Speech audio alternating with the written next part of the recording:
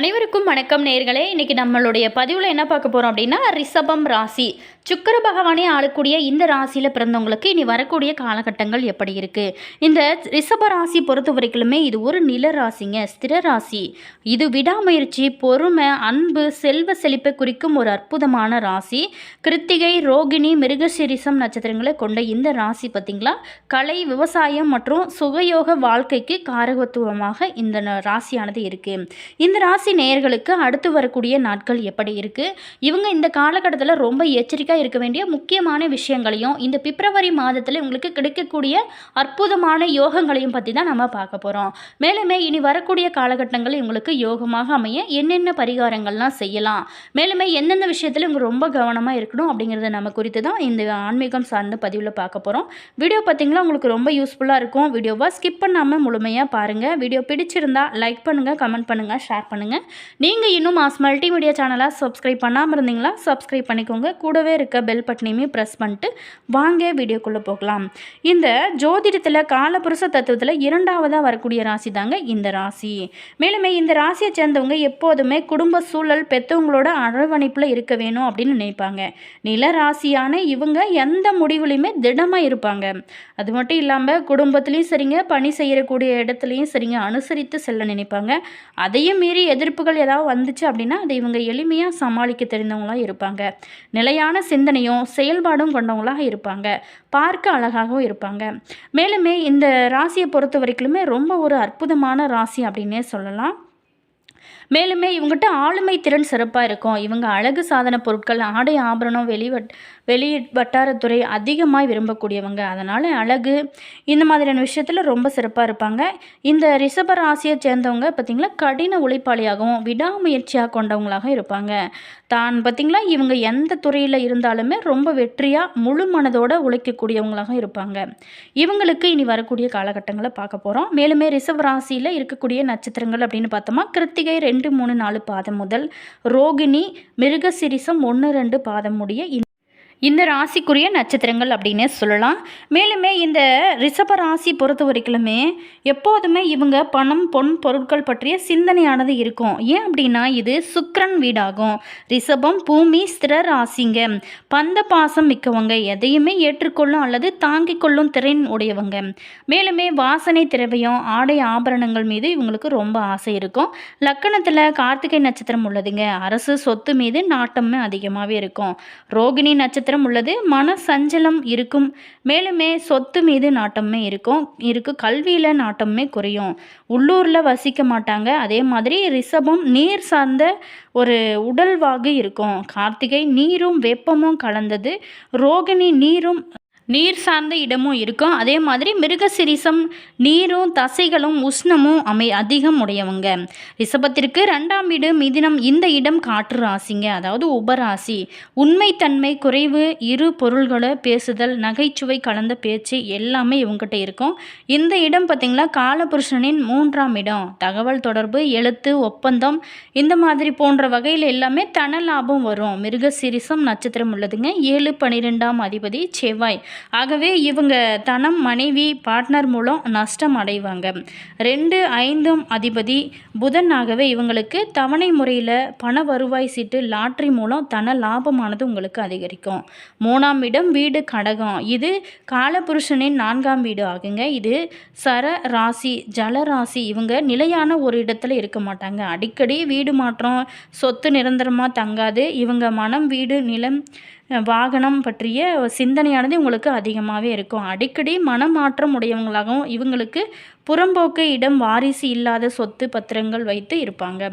சரி, விஷயத்துக்கு வருங்க. இந்த பிப்ரவரி மாதத்தில் நம்மளுடைய ரிஷபராசி நேயர்களுக்கு கிடைக்கக்கூடிய யோகங்களையே பார்ப்போம். இந்த ரிஷபராசிக்காரர்களுக்கு நிறைய பலன்கள், யோக பலன்கள் இந்த மாதத்தில் காத்திருக்கு. 9 கிரகங்களுமே ஒரு குறிப்பிட்ட கால இடைவெளியில் பேச்சாவது வழக்கம்தான். இந்த கிரக மாற்றமானது 12 ராசிக்காரருக்குமே தாக்கத்தை ஏற்படுத்தும். சில ராசிக்காரர்களுக்கு சுப பலன்களை கொடுக்கும், சில ராசிக்காரருக்கு பார்த்திங்களா அசுப பலன்களை கொடுக்கும். இந்த பிப்ரவரி மாதத்தில் குரு பகவான் மிதுன ராசியில் இருக்க போகிறாருங்க. சந்திரன் தன்னுடைய கடக ராசியில் ஆட்சி வீட்டில் அமர்கிறாரு. சொந்த வீட்டில் அமர்ப்பித்து சொந்த வீட்டிலேயே இந்த மாதத்தை நிறைவு செய்ய போகிறாருங்க. கேது பகவான் சிம்ம ராசியில் அமரப்போகிறாரு. இப்படி ஒவ்வொரு ராசியுமே ஒவ்வொரு குறிப்பிட்ட ஒரு காலகட்டத்தில் தான் இருக்க போகுது.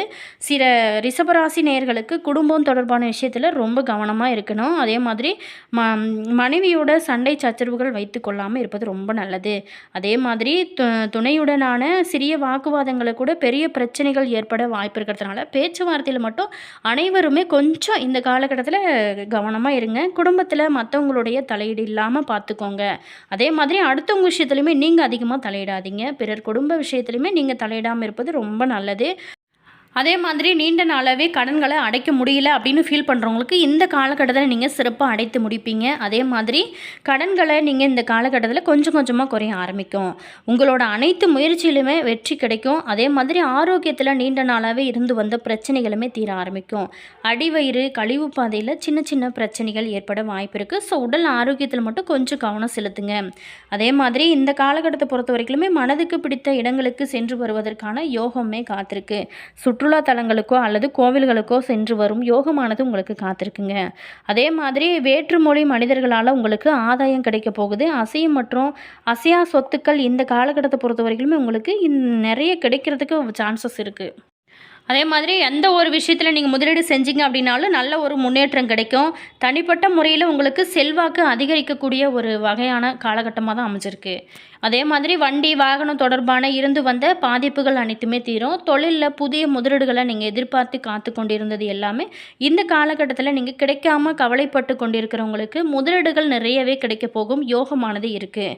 நீங்கள் எதிர்பாராத முதலீடுகள் கிடைக்கும். அதே மாதிரி பல நன்மைகள் நடக்கக்கூடிய ஒரு காலகட்டமாக இந்த பிப்ரவரி மாதம் உங்களுக்கு அமைய போகுதுங்க. அது மட்டும் இல்லாமல் மிகுந்த ஏற்றங்களையும் பெற இந்த ரிஷபராசிக்காரர் பொறுத்த வரைக்குமே துர்க்கை வழிபாடு செய்வது உங்களோட வாழ்க்கையில் மிகப்பெரிய ஒரு மாற்றத்தையும் கொடுக்கும். உங்களோட வாழ்க்கையில் நல்ல ஒரு ஏற்றத்தையும் கொடுக்கும். ஒரு அற்புதமான நேரமாக இந்த நேரமானது சொல்லப்படுது.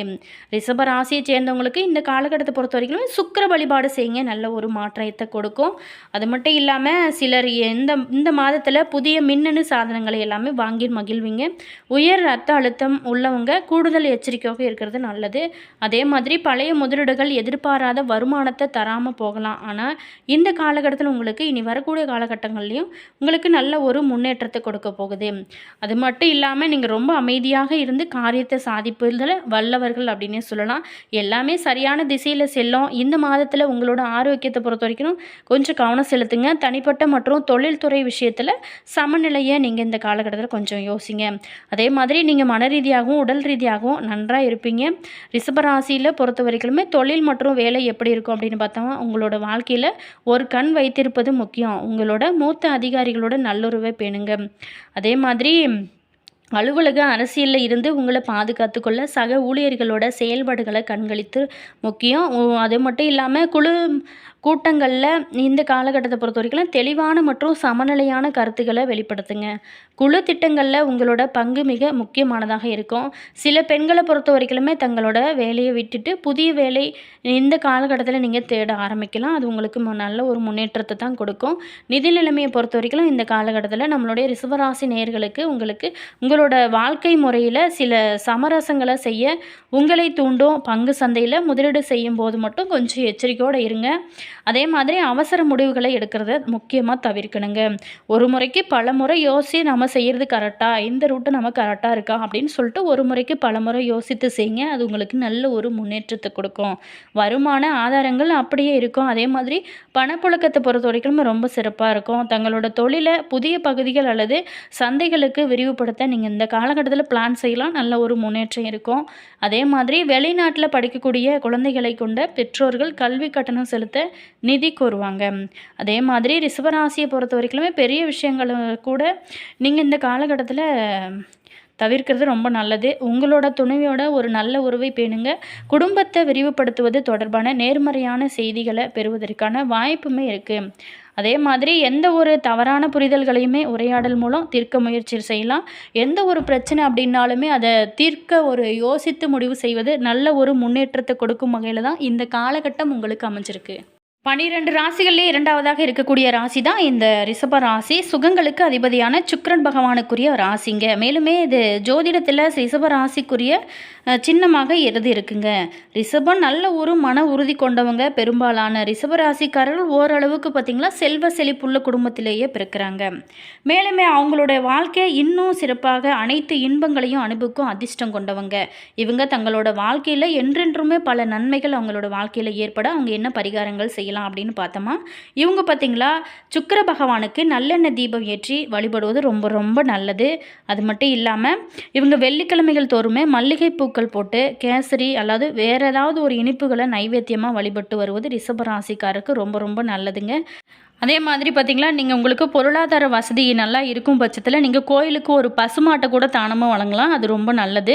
இது உங்களுக்கு அதிர்ஷ்டத்தை கொடுக்கும். அது மட்டும் இல்லாமல் புனித நதிகளில் நீராடி அந்த நதிகளை ஒட்டி அமைந்திருக்கக்கூடிய கோவிலுக்கு சென்று இறைவனை வழிபடுவதனால உங்களுடைய ராசிக்கு ஏற்படக்கூடிய தோஷங்கள் அனைத்துமே அப்படியே நீங்கும்.